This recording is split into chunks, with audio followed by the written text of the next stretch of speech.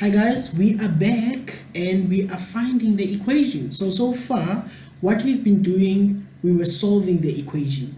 Now what are we looking at? We are looking at if we were to be given the roots, would we be able to find the equation? If we were to be given the roots, would we be able to find the equation? So we're really doing a reverse process. So they're saying find an equation with the roots 13 and minus 5, right? The first step is to assign a variable and write roots as an equation, as two equations rather.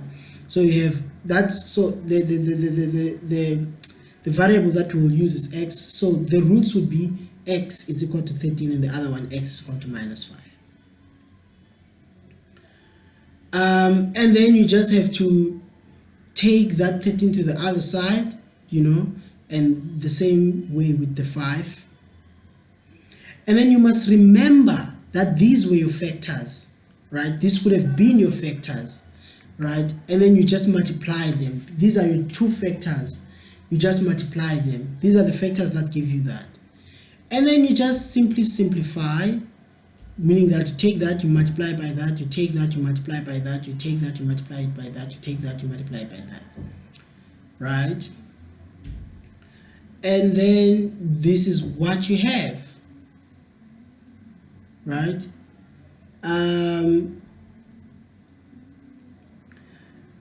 So I just want you to note the difference between these. We're saying that if each term in the equation is multiplied by a constant, then there could be other possible equations which would have the same roots. So as much as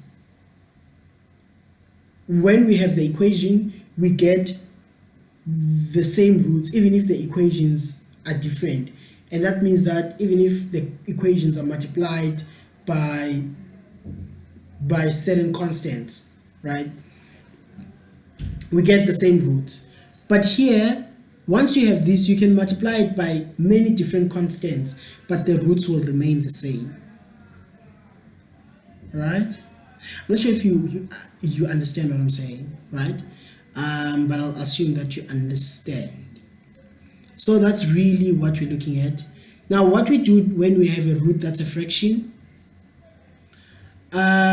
you can do exactly the same process. Right, take the other, if you have this, find the equation with those roots. You sort of like take that to that side and you take that to that side. That's what you have. Now you then have to, for this one, everything is fine, it's a factor. For this one, you have to remove that fraction, and you do that by multiplying by 2 throughout, which is on the denominator. Right, then you have that, you put them as a product of factors, and then you sort of like multiply through. You multiply through to get that. And that's really, it is as simple as that. I'll keep this on the screen for a moment. Try some problems. I really don't expect you to do the problems that are in this book, but I think it's amazing if you do them. Yeah, you can ask me anything about them at some point. You can see that there is a mixed exercise over there. I'll keep it in the screen as well, and see if you can sort of like do that. And the next chapter is the nature of roots, right? So now I'll have to decide what to do from here. I've kind of covered not everything that I want to cover in terms of the roots before I conclude quadratic equations. So yeah, I won't be using this book. I will be using something else to finish the other part that I want to look at. Okay, thank you very much, guys. Bye.